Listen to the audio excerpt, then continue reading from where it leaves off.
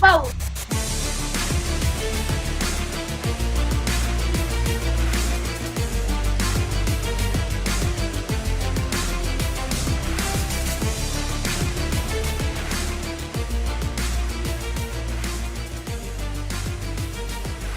Court is in session with Ryan in Sacktown on If You Don't Like That.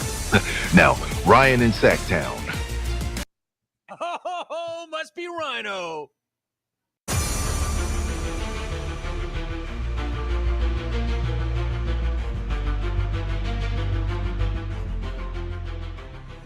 Yeah, here we go. Kicking off a triple header on If You Don't Like That. What's up, everybody? Ryan in Sacktown with you. The King's Court brought to you by Bennett's Westside Grill. You saw at the beginning. Last chance. Get into the Fantasy Football League. If you want to be a part of it, it's a pick'em league. We're do nothing more but pick the games against the spread. Would love to have you in there. If you don't do it by this week, you're probably not going to have a decent shot of winning. In fact, you will have no chance of winning if you are not in the league. But happy to be with everybody here today. It's an hour show. Sean Salisbury, Grant here at 3 o'clock for Grant and Sean. And then 8 o'clock, Grant and I will be back for an open forum show. So if you want to get in on the action, now is the time. You can do it in the chat also. You can call the show. The link is in the chat. Also, QR code above my left shoulder will get you on the air as well. Where does everybody stand when it comes to notifications on their phones? I know some people, they like getting every notification that comes to your phone. And yes, you may notice something different about the King's Court today. If you do, put it in the chat. Before I get to it, I want to see if anybody catches on to it. But notifications, me personally, I am very picky about my notifications. I only want the important stuff. I don't let, what's up, my man? How you doing, Adam? Good to see you here. Happy to be with you, dude. You know what? I got your guy for you. There you go. We actually have some wrestling today, Adam. Believe it or not, we have some wrestling to talk about, but really quick, notifications. I don't like very many of them. It's the important stuff for me. X is one of the few, I guess, notifications that I allow to push to my phone. And right before I come on the air, and you think your HMO, right? That would be a smart one to have pushed to your phone. Maybe your doctor sends you a message. Maybe a test result comes back. I don't know. Maybe you forgot about an appointment. Well, get a notification. Should you be worried about heart palpitations? Really? Should you be worried about heart palpitations? You are now going back to the non-push notifications, Sutter. That's all right. You guys have done great work. So appreciate all of you. In fact, I'm going to start here. And in fact, I'm going to do something I rarely do. I'm going full screen with you. The last 3 years, and I talked about DeMar DeRozan's book that he just came out with. And, he talks about mental health. He talks about battling certain things that many of us deal with on a daily basis. And the last 3 years for me, although they have been absolutely incredible, it's been an amazing ride. Never in a million years did I think that I would have a platform, let alone be working with one of the people that I grew up listening to, partially idolizing when it comes to broadcasting in Grant. But aside from that, it's been a struggle. You put on your brave face, you put your vulnerabilities out there, getting comfortable in front of the camera. That was new to me, which it doesn't bother me. But on the backside of it, I've shared my story about the pain that I was dealing with, and I realized that everybody is dealing with something, and I think it's okay to talk about these things sometimes. And so I'm going to take a couple minutes to talk about mine. I had to have 2 hip replacements last year in 2023, and there was a lot leading up to that and a lot of complications that came through that and with it. And one of those being my appearance. I was very, very insecure about my appearance, especially my teeth. I will be completely honest with you, which seems like a really minor thing, right? When a doctor says, well, these are the side effects of fixing you, or you can never walk really, or run, or play with your son like any other adult, right? So what are you going to choose? Okay, you're going to choose getting fixed, right? And so one of the side effects was medication that caused issues with dental work and everything else. And so at times I was really worried to get up here in front of you. It is a pretty decent sized platform in that anybody can join at any given time, right? And I always tried to minimize where I was at, tried to be under the microphone for the last year. Well, I've come through the other side of that. And the daylight is at the end of the tunnel. And I just want to say, whatever it is you're going through, you'll get through it. Maybe it seems like the biggest thing in the world, right? Seems like the biggest climb. But in reality, there's a lot with medical technology that can be done if it's a medical issue, if it's a different issue. Same thing. There's people out there that may be going through the same issue, might have gone through the same issue. So don't be afraid to share your story. And I can't tell you how much I appreciate this community. I can't tell you how much I appreciate all of you that tune into the King's Court, that tune into our Kings coverage, especially game days, the pregame, the halftime, and the postgame. We got another season, exciting season coming up for you. Looking forward to that. But yeah, this is the victory lap. You got through it. I got through it. And I wouldn't change as I sit here today. Wouldn't change a damn thing. So thank you to all of you. And hell, let's get off the serious stuff and let's have some fun, right? That's what we're here for. The King's Court. Don't forget Grant, Sean, today, I should say, 3:00. Can't wait for that. They're going to be breaking down week 3, probably talking about week 4. We haven't even talked about Monday Night Football. How about the Redskins? And are the Buffalo Bills really that good? Are they? Grant, Sean, they'll discuss it here at 3:00. So that's why we are only going an hour today. So if you want to get in on the show, now is the time. What's up, dude? How you doing? It went great, Bane. It went really, really good. I've got some funny stories from it, but it went good. They did an incredible job. Definitely a little sore. Definitely a learning curve. Not learning how to talk again, but getting used to a little bit of a different feeling. But all is well. Finchy, what's up, my man? Hope you are having a great day. Yeah, dude, why do you do them then, Adam? Like somebody like you know what I say? I say, damn. Like, dude, just don't do the notifications. You can go, if you're an iPhone user, go through, pick the ones that you want. And you know what it is? The crappy part is they try to slide them by you, right? When you're signing up for the app or you download an app, you're hitting yes because you want to get through it. You want to get right to whatever you signed up for. And yes, Sean, I did say Redskins. How about them Redskins?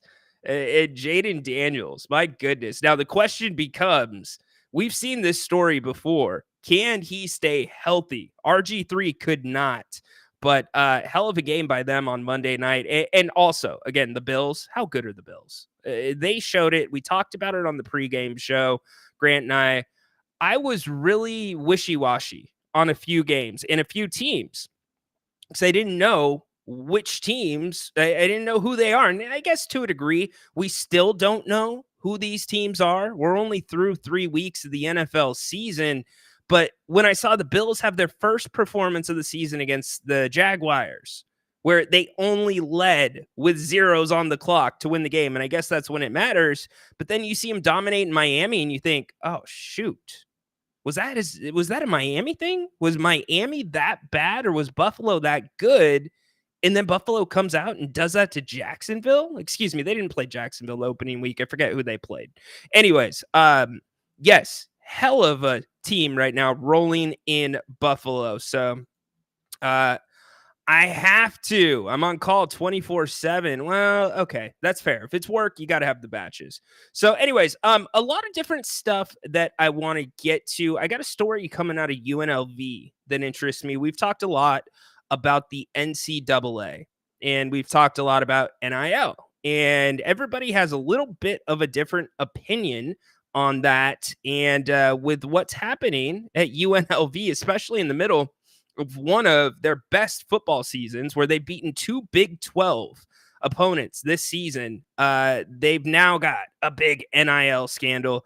And it's not necessarily a scandal where the NCAA is stepping in, but it really is a real time example of college athletics, and it's nothing new, and I'll explain why, but now it's okay to talk about it. It's like gambling.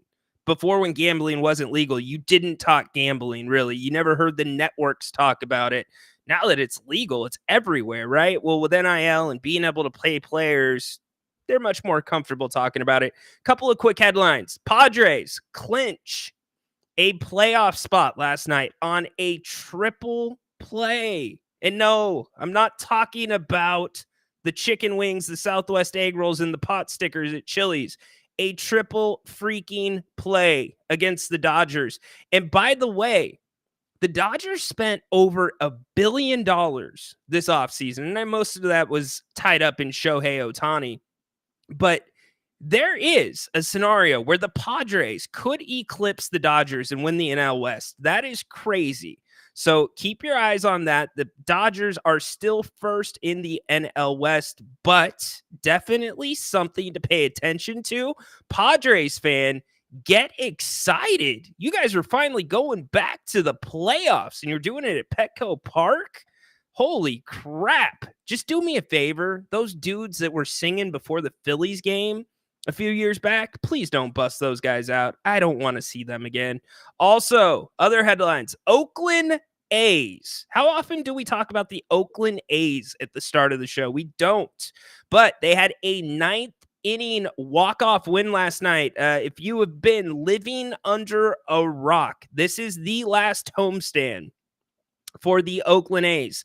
Last night game, obviously. Tonight is the last night game in the Coliseum. The last go around. Now, the actual last game will be on Thursday.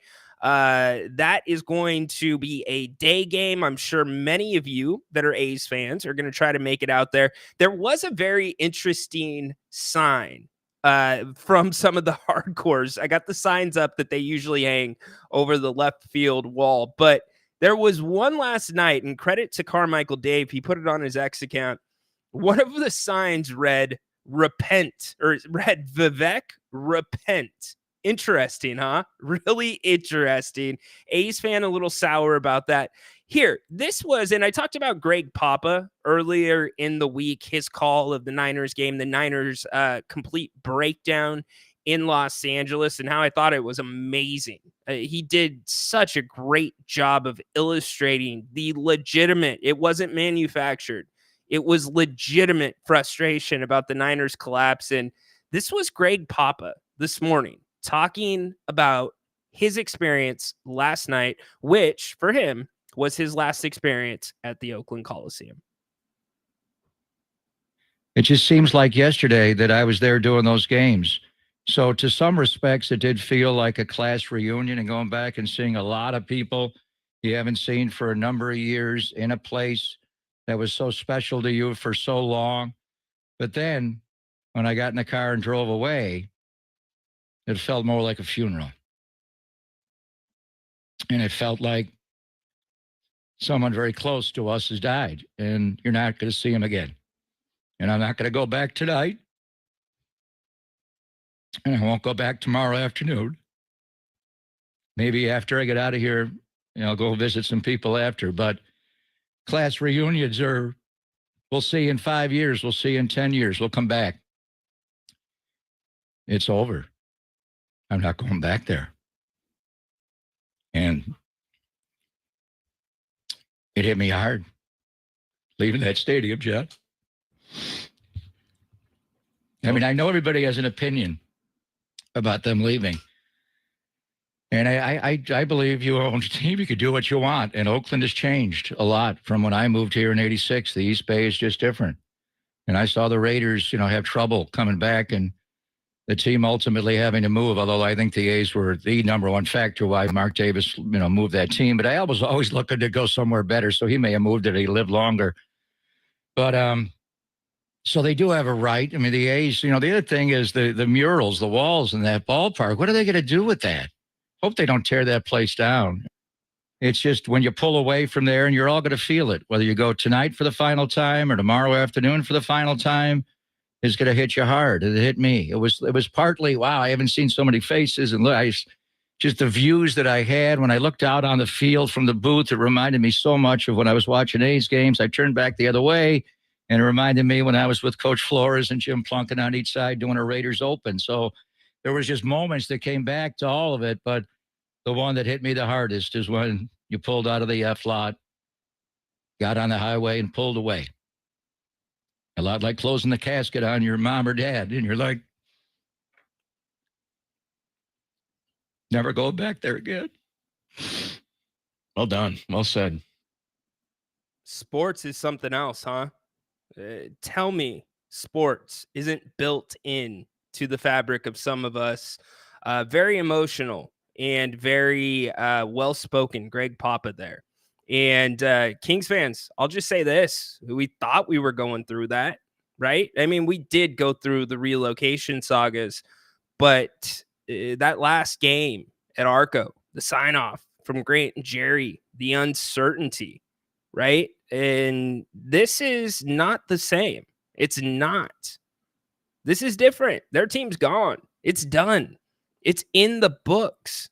So, A's fan, how you feeling about things? Obviously, the A's will be in Sacramento next season, at least for one season. Again, you got an opportunity tonight to go see the A's, and then tomorrow, day game, last game at the Coliseum. I believe Cody is going to be going to that game. So, Grant asked if Cody gives us a call for the 4:00 show tomorrow. Would love to hear about his experience. I'm sure it's going to be jam-packed, emotional, this entire series. And again, heck of a walk-off win for the A's.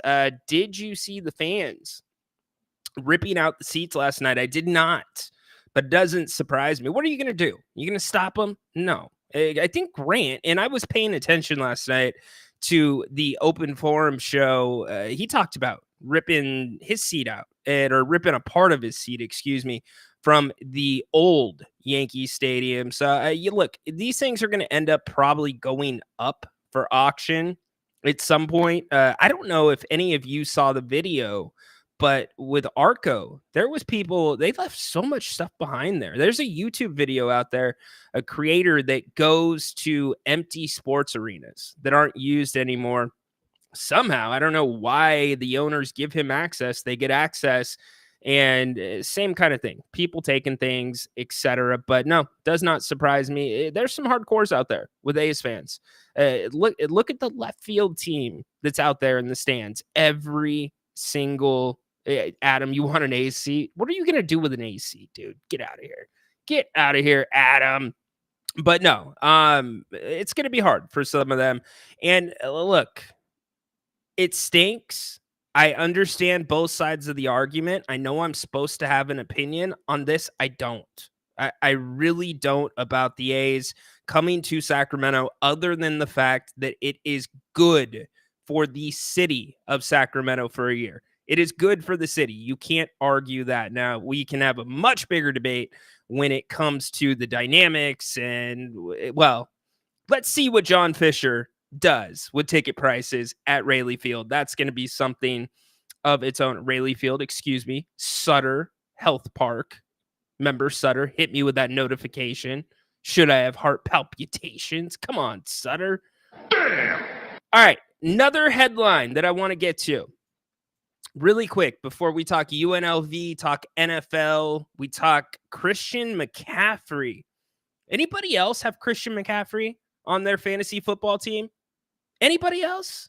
Yeah, I do. Remember, this is why I don't do fantasy. Anyways, back to the story at hand. Vlade Divac, we've been talking, or some have been talking about some comments he made to an overseas publication about drafting Luka. There was a call last night on Open Forum addressing as much. And I want to clear the record. In fact, I'm going to read verbatim, and Grant summarized this perfectly. And the tail end of it is interesting to me. And I want to get your takes on how you feel about the tail end of his quote. But here's what Vlade said. At that position, I already had De'Aaron Fox, who I had drafted earlier, or a year earlier. At that time, I believe Fox was a player who could become a franchise star in the coming years. Time will tell if I was wrong. As things stand now, it seems I was, but I still have faith in Fox having a great career. Let me read that back because I read that weird at the end. I want you to get the full effect of this. As things stand now, it seems I was saying he was wrong about Fox being a franchise player, but I still have faith in Fox having a great career. So let's clear the record there. I've said it many times. I said it Monday on the show. Vlade has said it was because Fox was here. Those two probably could not play together. You can go read his full comments. You can find it online if you want to check them out. There's some more talk about Luka and matchups and Kyrie, etc. But the tail end of that is interesting.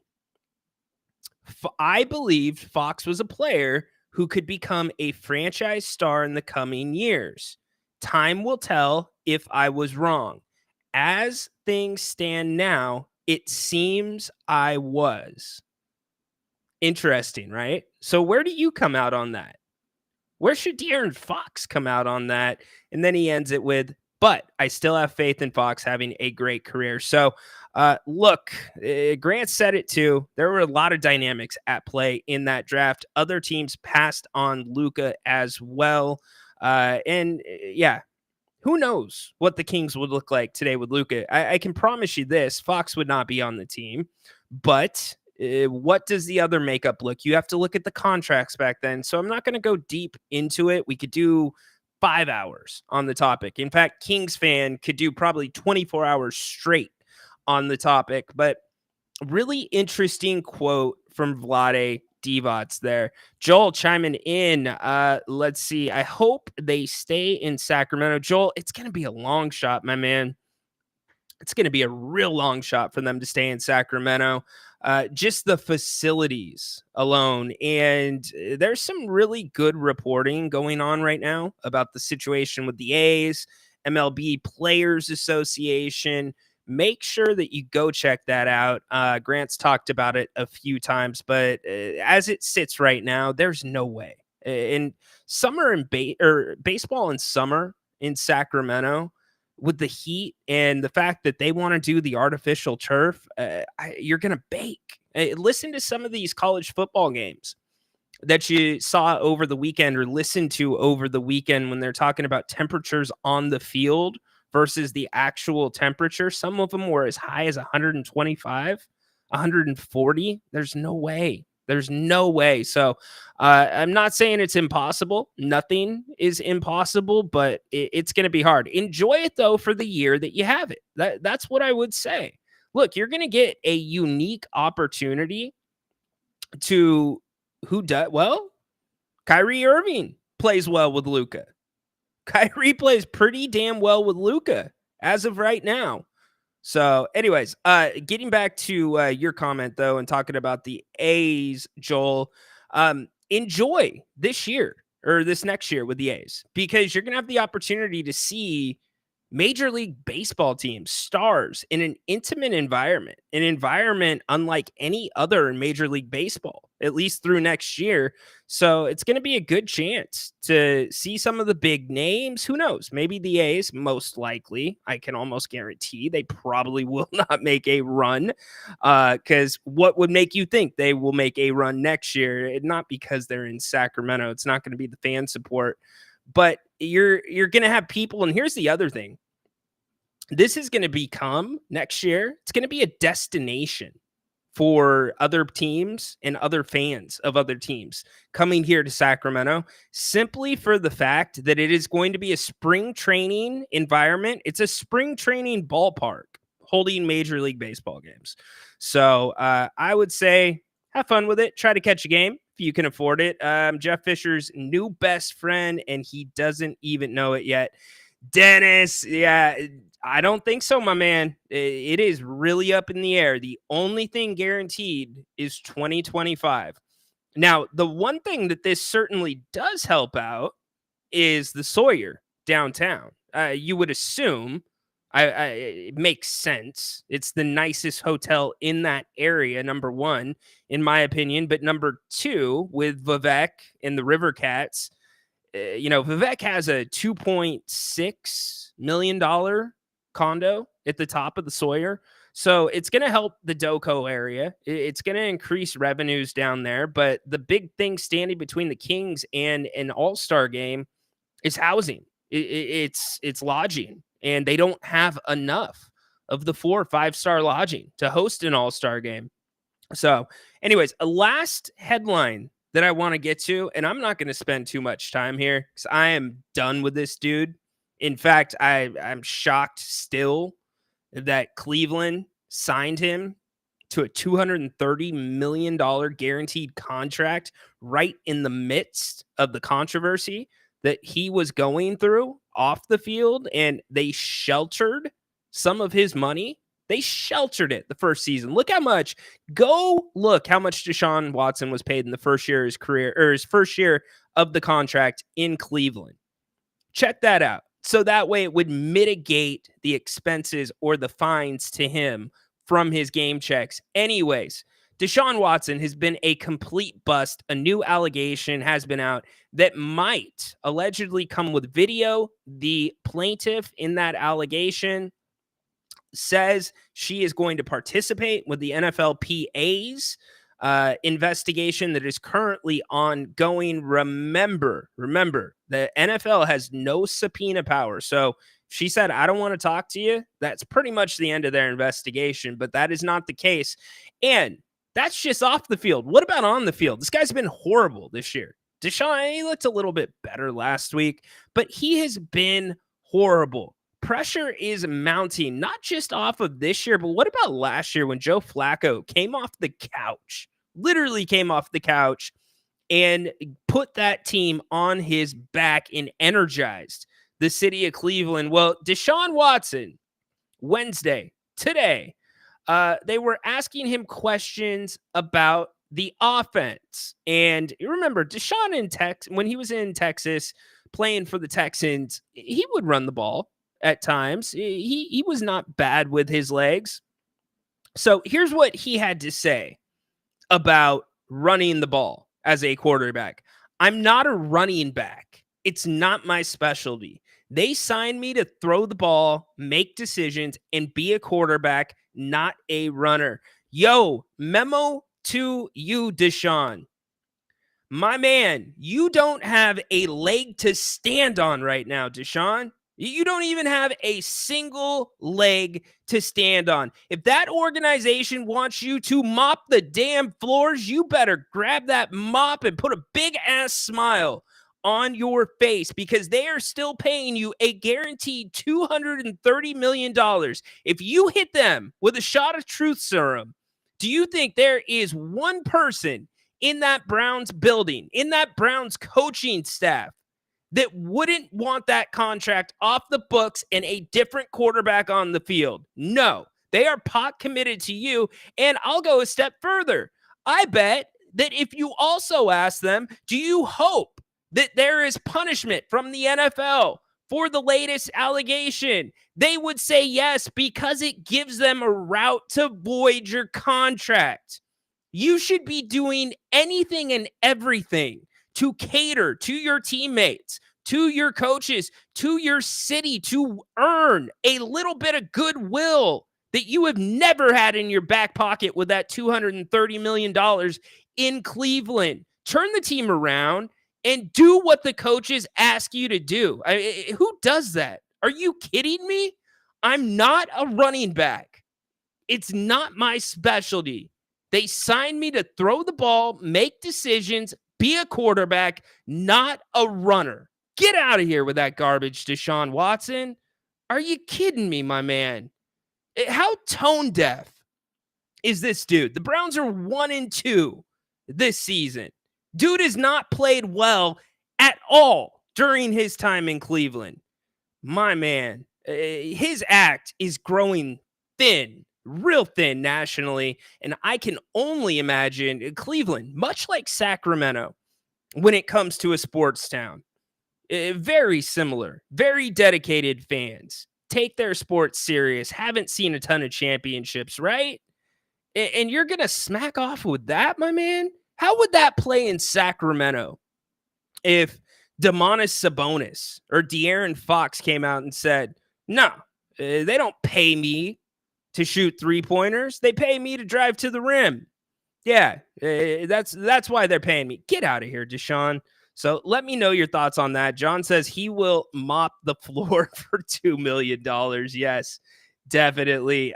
Got to think outside the box, Rhino. Yeah, Dennis, I know you're going back to the A's. Look, Grant's hard on the record saying baseball is not coming to Sacramento permanently. Who knows? Baseball, I do agree with you. There are a lot of baseball fans in Sacramento. They've supported the River Cats well. They travel to go see the Giants, to go see the Athletics. So who knows? It's Vivek.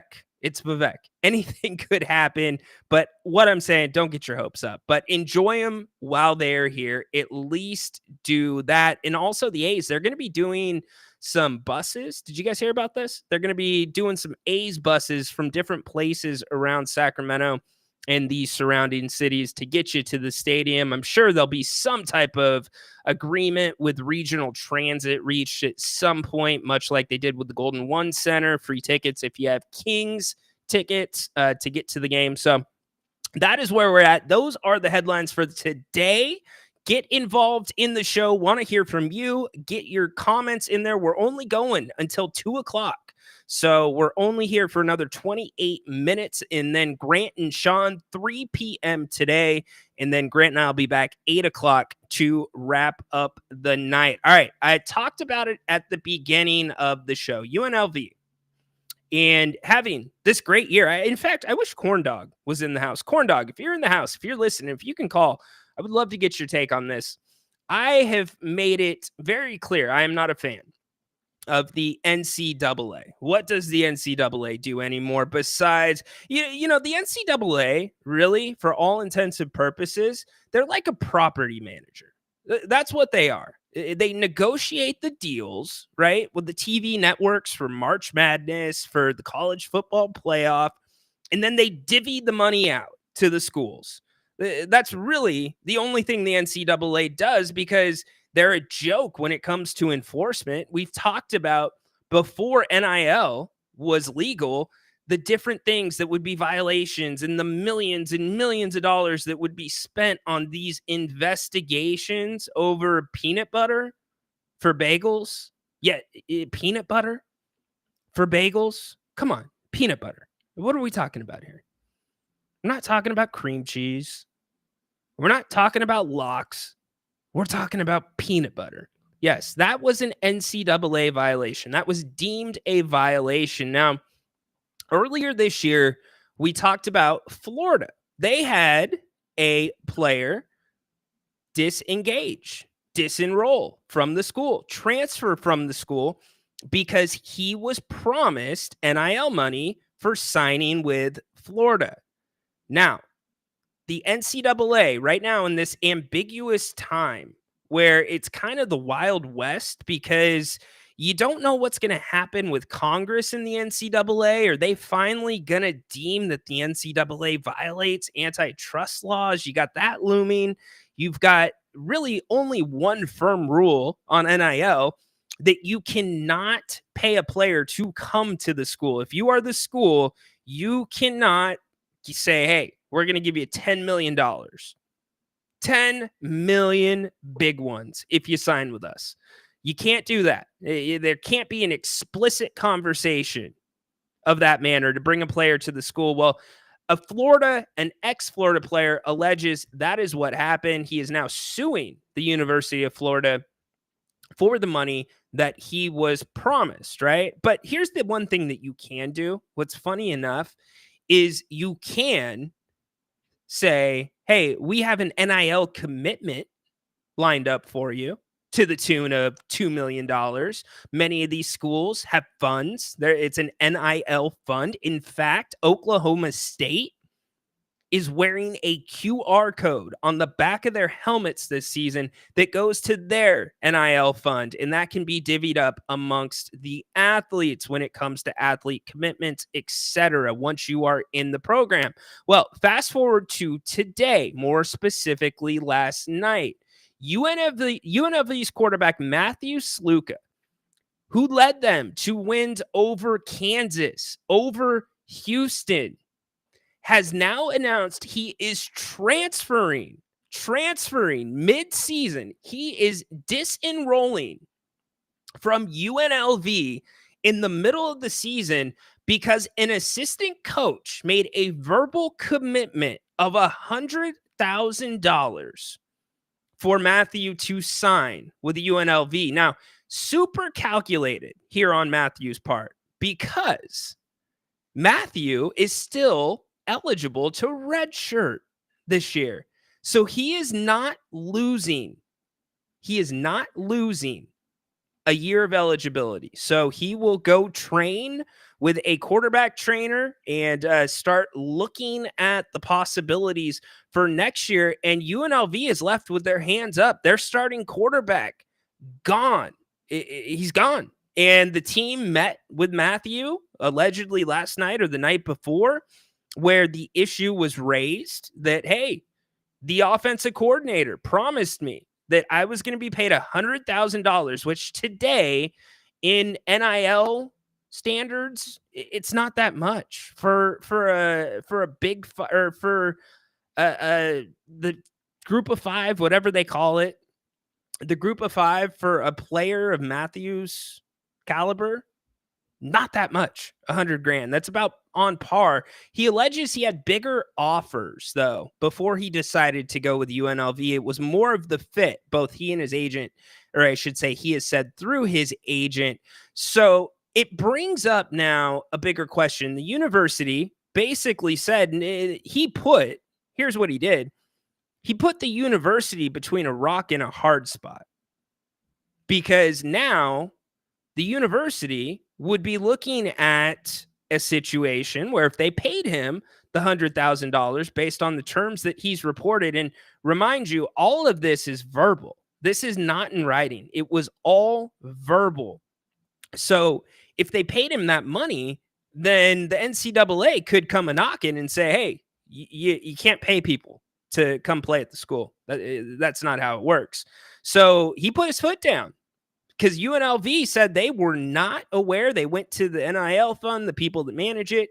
Nobody was aware of the situation, and they said that they could not pay it. So it's UNLV. It is what it is. Why does it matter to us, Rhino? Why are we talking about it in Sacramento? Well, we're talking about it because it's the bigger issue at play right now. Think about this. I likened this a couple of months ago, the NCAA in violations before NIL, when Grant and I were talking about it, I likened it to teams or you in your car when you're driving down I-5 or 99 and the speed limit's 65 and you're going 70. Most times cops aren't going to pull you over, right? You're only going 5 above. Now, you're still breaking the law, but you're probably not getting a ticket for that, right? Well, then there's the other people like Adam. I can see Adam doing this, right? Going like 110 on the freeway. You're probably going to get pulled over. And that's how it was enforced before with the NCAA. That's exactly how it was enforced. Teams could operate within the fringes. Now, if you went outside of that area, then yes, you were likely going to get smacked with violations. So how does the NCAA begin to combat and deal with teams and schools paying players to come? Because let's be blunt, let's be real about it. That's exactly what's happening right now. That is exactly what is going on. So I guess what I'm saying is you might as well just make it legal, because if you're allowing players to sit there and have NIL commitments or NIL commitments, I should say, lined up before they sign with a school, if that is part of the recruiting process, which in many cases it is, then you might as well just let schools pay players to come to their schools. Open it up. It's already going on. And I can hear some of you say, well, Rhino, what that means the small schools, they're never going to get players. It will even out. It will even out because of competition. There's only so many slots. There's only so many roster spots at Alabama. There's only so many roster spots at Georgia. And of those spots, there's only so many of those that are getting the big money, the big commitments.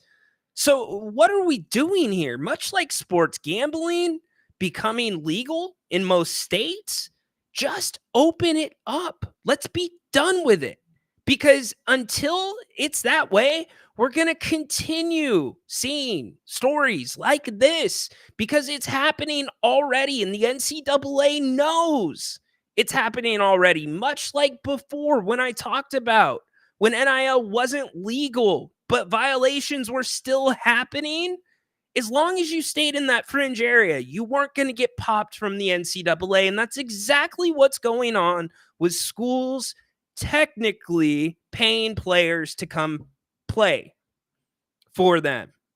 So just be done with it. Save the money, save the hassle.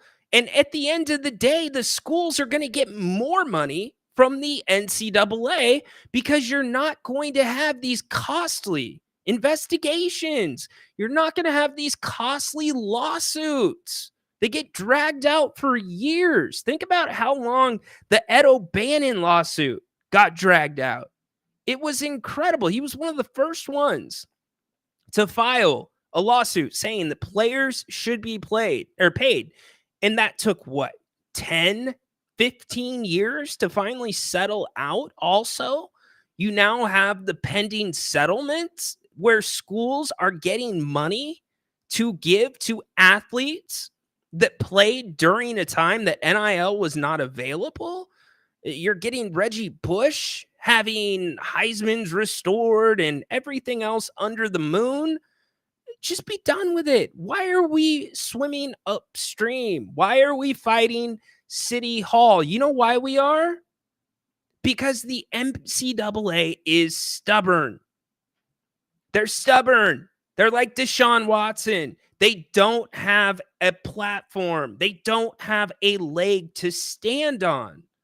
So until something happens, it gets sorted out, keep seeing these stories pop up, because they will. They absolutely will.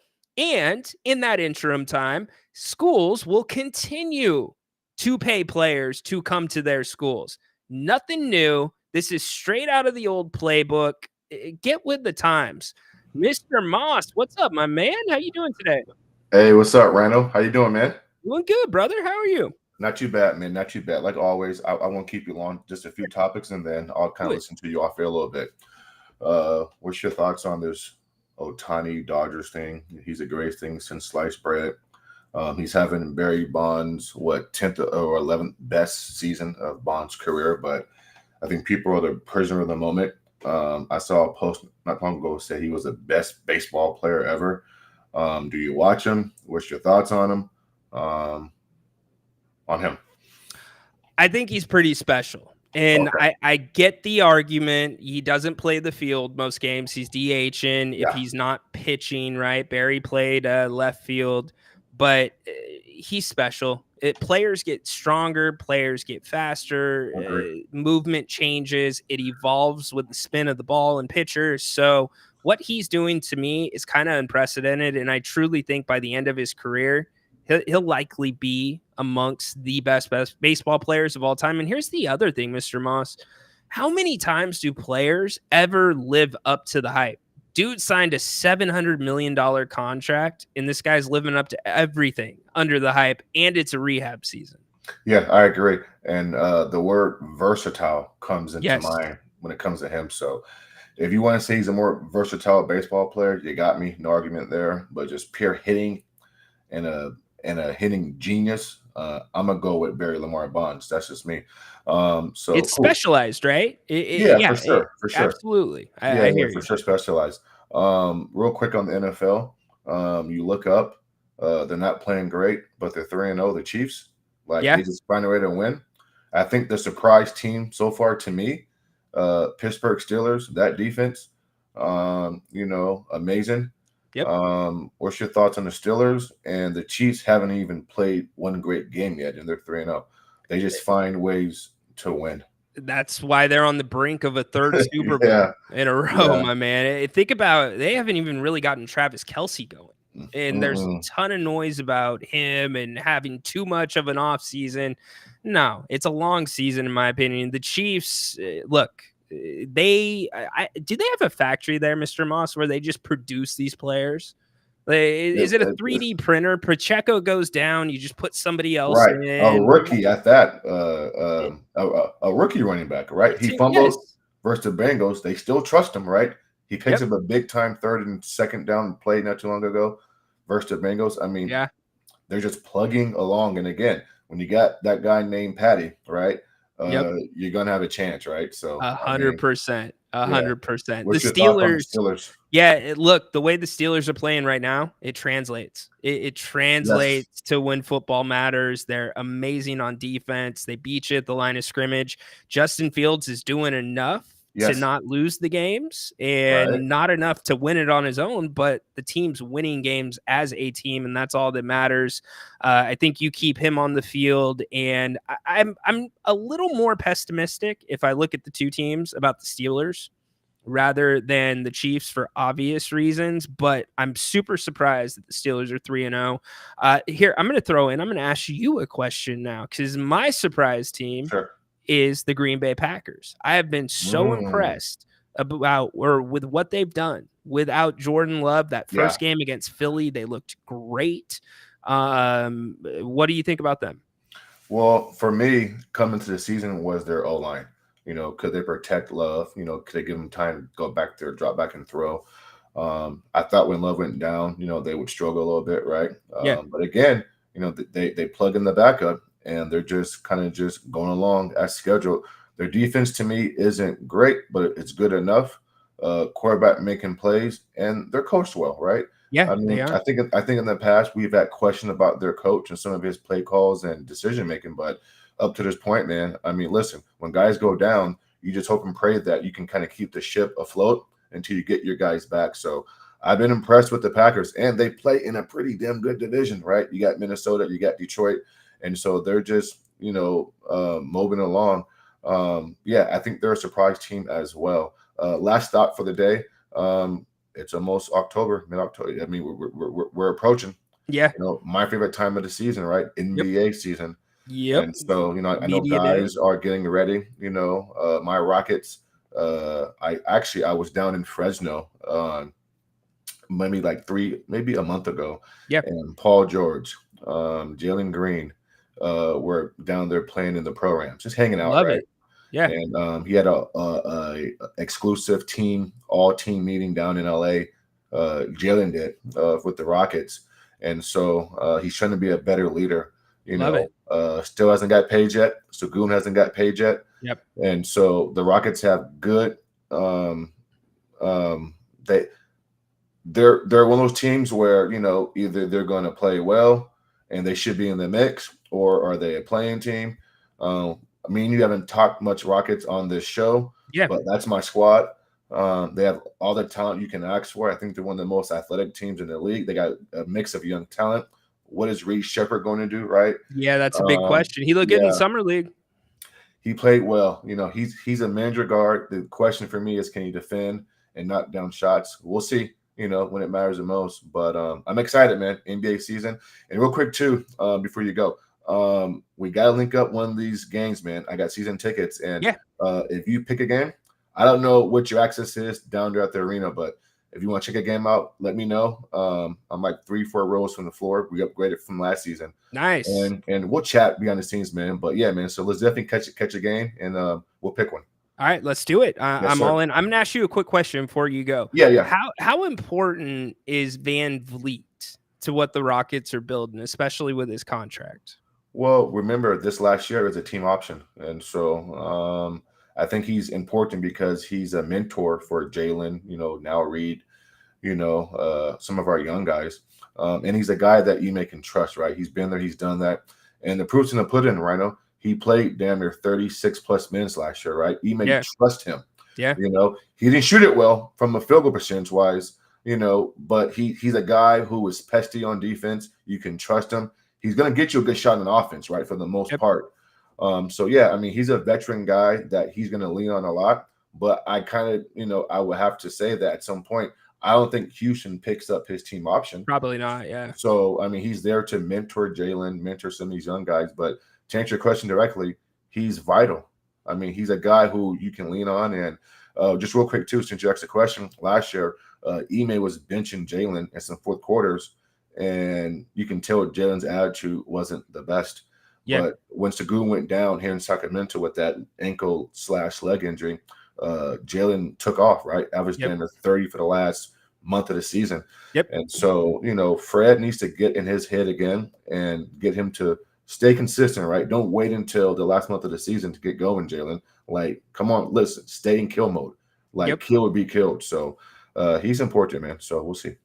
Amen, dude. I love hearing from you. Good to see you. We'll link up for sure. Good stuff. Yes, sir. All right, man. Have a good one. You too. Mr. Moss, killing it. Killing it on the King's Court. That's how you do it. Get in. Talk some sports. Pick the show up. I love it. Remember, Grant and Sean coming up 3 o'clock, just about an hour and 10 minutes away. Mark, what's up, dude? I see your comments today, Mark. I got you. Yeah, the media did not like Bonds. And you know what, Mark? I think that went both ways with some of the mainstream media. I think Bonds didn't like a lot of them either. He had those that he was friendly with, but look, Bonds, there was a lot to report on. He gave them a lot to chew on, but fair or unfair, I think you look at the steroid era, I think it's completely unfair to disqualify players from the Hall of Fame during that era. Completely unfair. Baseball turned a blind eye to that. And besides, how many guys weren't caught that were on the juice? Think about that for a second. Dennis, you think players would want to cap it? No. Yeah, it depends. Look, Dennis, you hear from usually the minority on these issues, and you don't hear from the majority. And remember, there's no union for college players. So it's interesting. I see what you're saying. And by the way, really quick, you're not breaking the law. It's an infraction, correct? But you're breaking it. Okay, it's an infraction, but an infraction is the law. There used to be the law in college sports. That's what the NCAA was. They were. Now they're a joke. Look at the Michigan scandal last year. The Big Ten suspended Michigan, right? Not the NCAA. Come on. And then the NCAA comes back and they impose the thing on Harbaugh. Get out of here. They have no purpose. So yes, it's an infraction, but it's law to the schools, or it used to be law, I should say, to the schools. Now, it wasn't real law. You are correct, because the schools many times would challenge the NCAA in court. And that goes back to my initial comments. All that money that the NCAA spends defending themselves, that's money that could go back out to the schools. So loosen it up. Loosen it up, in my opinion. So anyways, make sure you guys come back today, 3 o'clock. Grant and Sean will definitely be a good show. Can't wait to see that. They'll be taking your questions too. So make sure you are in the chat. My comments only work if I use my cell phone. Mark, what kind of cell? You must be an Android guy. You an Android guy, Mark? No, I'm just kidding. That's weird. All right, it depends where you're chatting from. Where are you chatting? You're chatting from YouTube. Okay. Your YouTube chatter. Interesting. Well, you guys know this if you tune in, we've had some bugs between our broadcasting software that we lease out and then also YouTube. Those two were having some miscommunication. So, Mark, it might be part of that, but we think that that's all wrapped up and behind us. We spent about a week working with our provider to get that going. Let's see. Peter, correct me if I'm wrong, but if you go to a school on a scholarship, the school can pull or change the scholarship based on your performance. It's a good question, Peter. I believe they can. I don't know off the top of my head. I was not a scholarship player. Could they pull a scholarship? You know what? I'll answer that on the audio of the King's Court. So make sure that you are. It's a very good point, though. And to your point, again, talking about operating in the fringes here, it was commonplace for players that were on full scholarships to also qualify for all of those same grants that maybe some of you went to school on. If you came from a lower income bracket and there was additional funding that could be available to you at the city, county, state level, federal level, players would still be able to qualify for those same things. So a lot of people don't realize players would double dip. You'd be on a full scholarship and technically having everything paid for. And I think it was, I want to say his name's Sean. He also went to SDSU and he called and said, look, I was on a full scholarship and I was looking for dimes on the street so I could get a burger at McDonald's. Damn. Not cool, right? Like I'm not one of those people that's like, you're on a scholarship, you're getting a free education. What's the value of that? You also need to factor in their college students. It's freaking college. You need some room to operate, right? Scholarships are tuition, books, housing, your food. Now, I can only speak to when I was at SDSU, but the food portion of it doesn't include like your groceries. Now, you do get a lump sum of money for living, but it's not necessarily as much as many of you would think it is for players. And this is back when NIL was not around. But when it came to your food, we had at least one of the dorms on campus was classified as the athlete dorm, where any of the athletes could eat for free, in addition to the students that lived at that dorm. So you had that. And then you also had options on your student card at SDSU. It's called your red card, where you could eat on campus at some of the different restaurants that were ultimately, I guess, managed by the school or leased out by the school. So anyways, I guess what I'm saying is, I get it from an athlete standpoint and I get it from a purist standpoint as well. You don't want this to turn into professional sports. Well, if you're on that side of things, and I was on that side of things for a really long time, and I was critical of that, look at it now. Could it get how much closer does it need to be to professional sports than it is right now? Because it's damn near there. It is with NIL alone. So interesting conversation. Definitely pay attention to what's going to happen at UNLV. And it's not so much about UNLV and Matthew Sluka. It's not so much how that turns out for them. This is precedent. These are important cases. These are cases as the system works right now that will outline how judgments are made in the future. So that is why it is important. So Grant and Sean back 3:00. Make sure you join them here on If You Don't Like That. Huge thank you to Mr. Moss for the call. All of you in the chat, too many to mention. Make sure that you're subscribed to the channel. Greatly appreciate it. Scan the QR code. That will get you there. 7.2 thousand of you already signed up on YouTube. And don't forget, subscribe to the King's Court audio.